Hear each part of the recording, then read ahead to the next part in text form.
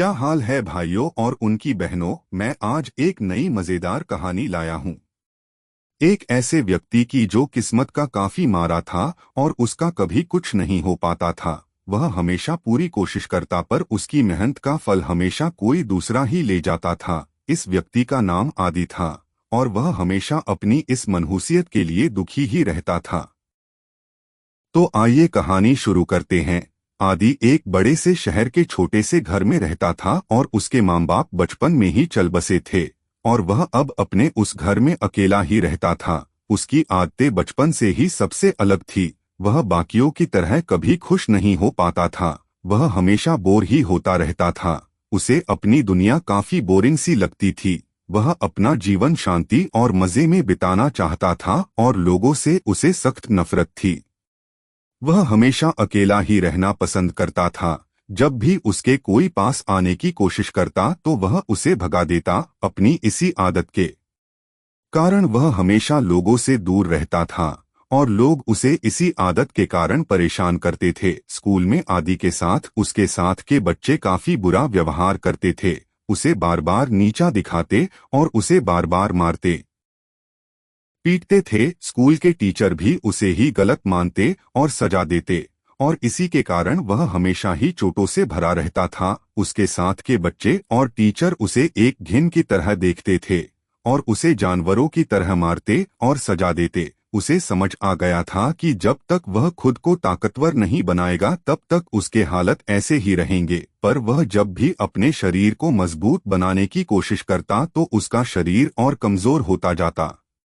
अब वह रोज मरने की दुआ मांगता रहता था पर भगवान और शैतान तो मानो उसकी यह हालत देखकर मजा ले रहे थे। बचपन में सीखी हुई कुछ अच्छी आदतें अब उसे फिजूल लगती थी क्योंकि उसको स्कूल में बच्चे और टीचर मारते थे और स्कूल से आने के बाद अपना खर्चा चलाने के लिए वह वही रोज मजदूरी करता था। वह हर दिन रात तक मजदूरी करता और उसके बाद उसका मालिक उसे पैसे न के बराबर देता था और उसके बहस करने पर उसे मारता था। यह सब उसके साथ उसके स्कूल पार करने और कॉलेज तक ऐसे ही चलता रहा। वह अब पिट पिट के बिल्कुल ही पागल सा हो गया था। रोज की मेहनत और पिटाई के बाद अब वह किसी पे विश्वास नहीं करता था और अब वह किसी भी काम को करने से पहले भी नहीं सोचता है। पर जैसे बाकी सब लोगों को दर्द सहने के बाद ताकत मिल जाती है, हमारे आदि के साथ कुछ उल्टा हिसाब था। वह दिन ब दिन और भी कमजोर होता जा रहा था। उसने काफी बार मरने की कोशिश की पर वह बार बार न जाने कैसे बच जाता था। चाहे वह अपनी नसें काटता या पंखे से लटकता या अपने ऊपर तेल गिराकर खुद को आग लगाता या फिर छत से कूद जाता, वह बार बार बच जाता पर उसे हर बार दर्द पूरा होता था। आसान भाषा में कहे तो उसका जीवन सिर्फ जहनुम झेलने के लिए बना था। पर एक दिन जब वह काम से रात को घर आ रहा था, वह देखता है कि एक अजीब सा जीव जमीन पर पड़ा था जो दर्द में तड़प रहा था। वह उसके पास जाता है और देखता है कि वह जीव काफी अजीब था और कुछ बड़बड़ा रहा था। आदि ने उसे अपने हाथों में उठाया और उसकी मदद करने की कोशिश करने लगा। पर थोड़ी देर में आदि को महसूस हुआ कि वह पक्का कोई अजीब सा जानवर है जो मर रहा है। तो उसने सोचा कि उसके शरीर को कचरे के डिब्बे में फेंक देना चाहिए। वह उसे जैसे ही फेंकने वाला था, अचानक से उस अजीब जानवर में से एक काली सी रोशनी निकलने लगी जो अपने आसपास की सभी चीजें निगलने लगी। आदि तो यह देखकर चौंक गया पर कुछ देर बाद रोशनी हटते ही आदि ने देखा कि वह जानवर गायब हो चुका है। आदि यह देखकर काफी चौंक गया पर वह यह देखकर भी रोज की तरह यूं ही घर चला गया। आदि इतनी बार मौत की दुआ मांगने के बाद भी जब नहीं मर पाया तो उसने सभी अच्छी चीजों से उम्मीद रखनी छोड़ दी थी क्योंकि बचपन से उसका जीवन किसी नरक से कम नहीं थी। वह घर पहुंचते ही बेड पर लेटा और सो गया। रात को सोते समय उसका शरीर उसी काली रोशनी में चमक रहा था। सुबह उसकी आंख खुली और वह रोज की तरह नहाने गया और उसने शीशे में देखा कि उसका चेहरा बदल गया था और अब पहले से वह काफी सुंदर हो गया था। पर वह यह सब देखकर काफी डर गया क्योंकि उसका शरीर उसका लग ही नहीं रहा था। क्योंकि पहले उसका शरीर कमजोर और अजीब सा लगता था, पर आज वह बिल्कुल ही नए शरीर में था जो इतना सुंदर था कि मानो वह कोई फरिश्ता हो, और उसका शरीर बिल्कुल नया हो गया था। उसका शरीर लंबाई और चौड़ाई में किसी पहलवान से कम नहीं था। आदि को तो विश्वास ही नहीं हो रहा था। वह जो पूरी जिंदगी मरने की दुआ मांगता रहा, आज उसे एक ऐसा चमत्कार मिला था जो उसकी जिंदगी बदल सकता था। आदि की आंखें भर आई और वह अपने बाथरूम में जोर जोर से रोने लगा। उसे अब अपनी पिछली सारी दर्द भरी यादें याद आने लगी। कैसे स्कूल में उसके साथ के बच्चे उसे मारते पीटते थे, और उसके वो टीचर जो उसे जबरदस्ती सजा देते थे, और वो मालिक जो उससे पूरी मेहनत कराने के बाद भी उसे न के बराबर पैसे देता था। यह सब याद करके उसकी आंखों से खून निकलने लगा, और वह अपने आप से वादा करता है कि वह उन सब से बदला लेगा जो उसकी इस हालत के जिम्मेदार थे। वह सोच ही रहा होता है कि तभी उसे अपने हाथ पर एक अजीब सा निशान दिखता है। उसने जब ध्यान से देखा तो वह निशान उसे कल वाले जानवर जैसा लगा। वह समझ गया कि उस जानवर के कारण ही उसका शरीर बदल गया था। वह यह सोच ही रहा था कि यह निशान आया कब और कैसे, पर तभी वह निशान चमकना शुरू हो गया और उसमें से वह जानवर बाहर आता है और बोलता है, तुम कौन हो इंसान? यह सुनकर तो आदि मानो काफी चौंक गया था, पर आदि हिम्मत करते हुए बोला, मैं आदि, तुम कौन हो और मेरे हाथ में क्या कर रहे हो? जैसे ही उसने आदि की बात सुनी, उसके हाव भाव बदल गए और बोला, अच्छा वो तुम ही हो जिसने मुझे मरने से बचाया है। यह देखते ही आदि सोच में पड़ गया कि वह कीड़े जैसा जीव क्या कह रहा है, और वह जीव बोला, मैं मरने वाला था और तुम उसी वक्त वहां पहुंच गए और मुझे अपने हाथों में उठा लिया। मैं कल ही इस दुनिया में आया था और आते ही मेरे दोस्तों ने मुझे धोखा दिया और मुझे मरने के लिए छोड़ गए। आदि को वह अपने जैसा लगने लगा, क्योंकि आदि को भी बचपन से ही हर किसी ने धोखा दिया था। आदि ने पूछा, तुम कौन हो? वह बोला, मैं एक शैतान हूँ जो जंग करता है। मेरा काम अपने मालिक के लिए लड़ना और उन्हें बचाना है। मैं इस दुनिया में अपने मालिक के अगला जन्म को ढूंढने आया हूँ। मेरे मालिक ने मुझे बताया था कि वह अब अगला जन्म इंसानी दुनिया में लेंगे, और मुझे यह आदेश मिला है कि मुझे उनके अगले जन्म को हर दिक्कत से बचाना है। आदि यह सोच ही रहा था कि यह जीव कुछ भी बकवास कर रहा है, पर जब वह अपने शरीर को देखता तो उस शैतान की बातें उसे सच लगने लगती। फिर आदि ने उस शैतान से उसका नाम पूछा। वह बोला कि उसका नाम अंधकार है, जो जंगों पर राज करता और विनाश का सबसे बड़ा शैतान है। अंधकार कहता है कि आप मुझे अंध कह सकते हैं। वह बताता है कि वह और उसका जादू इतना ताकतवर है कि देवता भी उससे कभी जीत नहीं पाए। फिर आदि पूछता है कि वह जब इतना ताकतवर है तो वह उस अधमरी हालत में क्यों पड़ा था। यह सुनते ही अंध की आंखें लाल हो गई और बोला, मालिक, उन धोखेबाजों ने मुझे धोखे से आपका नाम लेकर धोखा दिया। उन्होंने मुझे हमारी दुनिया और इस दुनिया में एक दरवाजा बनाने को कहा, जिससे मेरी आधी ताकत उस दरवाजे को खोलने में लग गई, क्योंकि दुनिया के बीच दरवाजा बनाने में काफी दिक्कत आती है। और जब मैं जैसे ही इस दुनिया में आया, मैंने देखा कि उन लोगों ने मुझ पे धोखे से वार कर दिया है। मैं मरने ही वाला था और यह देखकर वह वहां से चले गए और मालिक आप आ गए। आदि समझ गया कि अंध ने भी धोखा खाने के कारण वह आज इस हाल में था। फिर आदि पूछता है, क्या तुम ठीक हो? यह सुनकर अंध ने अपना सर शर्म से झुका लिया और बोला, मालिक, आप मुझे माफ कर दीजिए। दरवाजा बनाने और धोखा खाने के कारण मेरी आधे से ज्यादा ताकत खत्म हो चुकी है और मुझे अपनी पूरी ताकत दोबारा इकट्ठी करने में कम से कम कुछ समय लगेगा। आदि बोला, तो जो तुमने मेरे शरीर को ताकत दी है, क्या इसका कोई मुझे फायदा भी होगा या सिर्फ मुझे अच्छा दिखाने के लिए है? वह बोला, मालिक, मैंने आपको इतनी ताकत दी है जिससे आप इस दुनिया के किसी भी जीव को कुछ क्षण भर में ही खत्म कर सकते हैं, पर हमारी दुनिया के लोगों के लिए आप कुछ देर भी नहीं टिक पाओगे। यह सुनते ही आदि सोच में पड़ गया और फिर आदि सोचते हुए बोला, तो अब क्या तुम मेरे साथ ही रहोगे?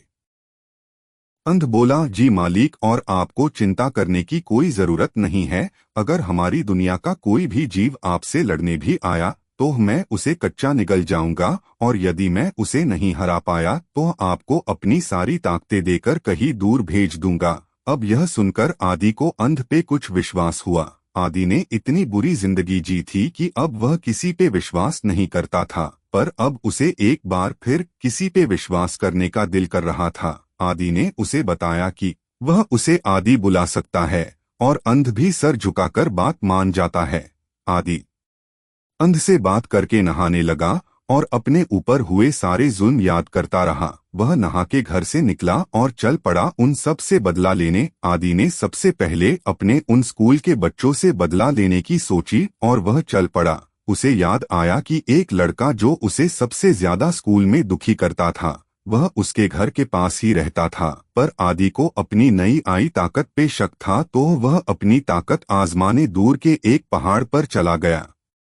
उसकी भागने और चलने की स्पीड भी काफी बढ़ गई थी, और जिस पहाड़ तक पहुंचने में उसे पहले कई दिन लगते थे, इस बार वह सिर्फ कुछ घंटों में ही पहुंच गया। आदि सोचता है कि यह पहाड़ उसके घर से लगभग 500 किलोमीटर दूर था, और यह उसने मात्र कुछ घंटों में ही पार कर लिया था, और उसके शरीर में थकान भी नहीं हुई। यह देखकर वह काफी खुश हुआ, और पहली बार उसे जिंदगी में कुछ मजा आने लगा। पहले की जिंदगी उसकी काफी दर्द भरी थी, और अब वह पिछली बातें याद भी नहीं करना चाहता था। उसने सोचा कि अपनी स्पीड तो देख ली, पर अभी ताकत देखना बाकी है।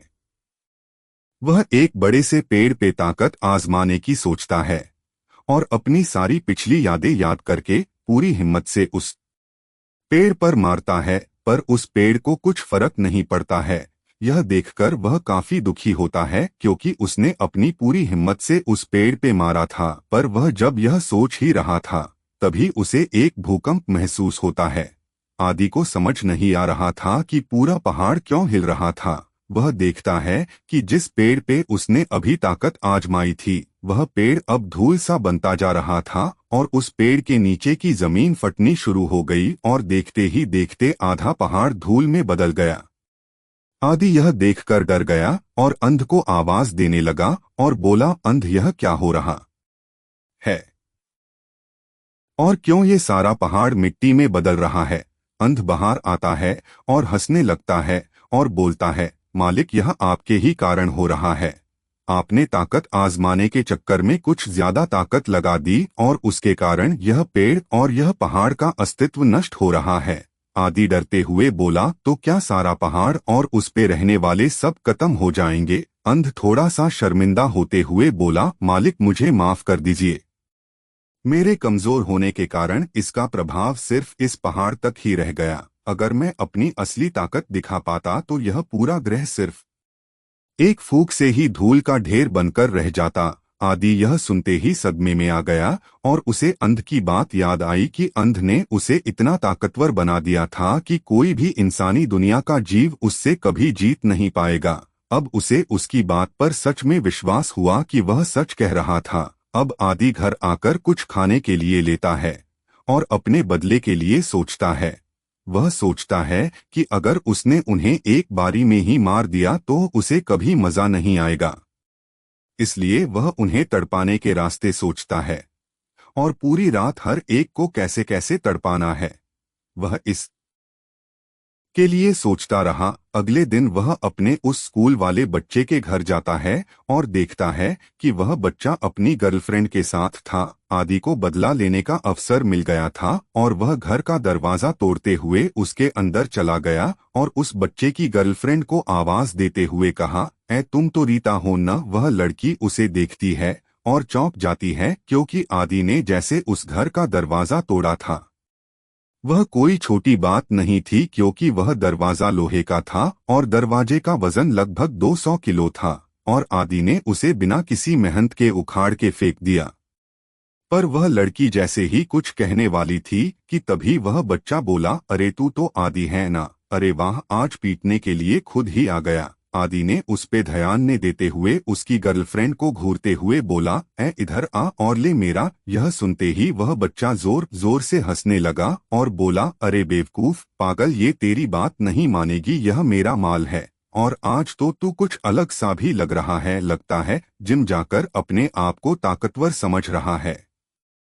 वह यह सब कह ही रहा था कि तभी वह देखता है कि उसकी गर्लफ्रेंड आदि की तरफ जा रही थी। वह बच्चा बोला, देख बेवकूफ, आज तू मेरी बंदी के सामने ही पिटेगा और तुझे आज इतना जलील करूंगा कि तुझे घर से बाहर भी निकलते हुए भी शर्म आएगी। पर उस लड़की ने आदि के पास आकर घुटनों के बल बैठ गई और आदि का मुंह में लेने लगी। यह देखकर वह बच्चा चौंक गया और बोला, बेबी यह तुम क्या कर रही हो?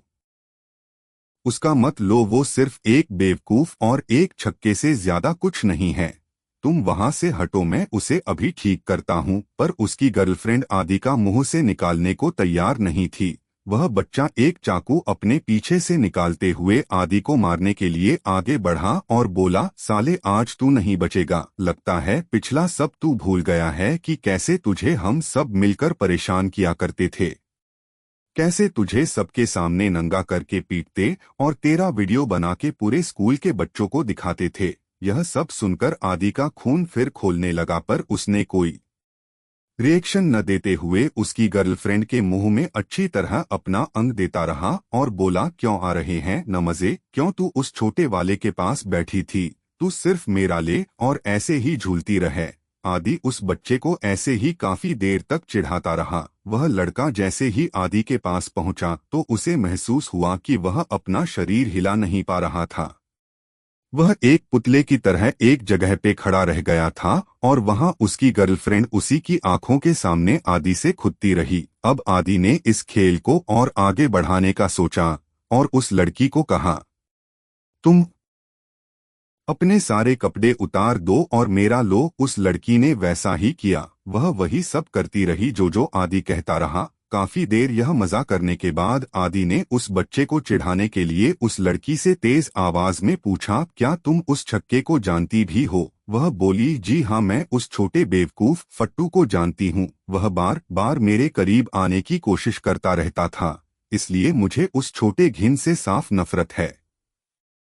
वह बच्चा आदि और उस लड़की के बीच यह सब काफी अच्छे से सुन पा रहा था, क्योंकि आदि और वो लड़की ठीक उसके सामने ही यह सब कर रहे थे। आदि अब उसे और चिढ़ाने के लिए लड़की को अलग अलग तरीके से कर रहा था और उस बच्चे के बारे में बार बार पूछता रहता था। उस बच्चे की हालत तो मानो इतनी खराब हो गई थी कि उससे तो अब ऊपर भी नहीं देखा जा रहा था। वह बार बार अपने होठों को काटता और आदि से बदला लेने की बात करता और आदि को कोसता और उसे छोड़ने की भीख मांगता। आदि भी उसी के ही सामने उसकी बंदी को खोदता रहा। जब उस लड़के में खड़े रहने की भी जान नहीं बची थी, तब आदि उस लड़की को कहता है, जाओ उसे बताओ कि तुम उसे क्या समझती हो। वह लड़की उसके पास आती है और चीख चीख के कहती है, मैं तुम्हें घिन से ज्यादा कभी कुछ नहीं समझती थी छोटे अंग वाले, और मैं तुमसे कभी प्यार नहीं करती थी। मैं बस तुम्हारे इस पैसे के लिए साथ आई थी। वह लड़का अब सिर्फ अपनी बची कुछ जान से सिर्फ उस लड़की को मारने की धमकी ही दे रहा था। यह देखकर आदि को काफी मजा आया, क्योंकि वह लड़का आज उस जगह खड़ा था जहां आदि ने अपनी पूरी जिंदगी बिताई थी। आदि हमेशा से ही कमजोरी और लाचारी से घिरा हुआ रहता था, पर आज जब उसने किसी और को भी उसी जगह देखा तो उसे काफी सुकून मिला। वह उस लड़के को काफी और देर तड़पाने के बाद उस लड़के के माथे पर निशान बनाकर वहां से चल पड़ा। आदि के जाते ही वह लड़की भी बेहोश होकर वहीं गिर जाती है।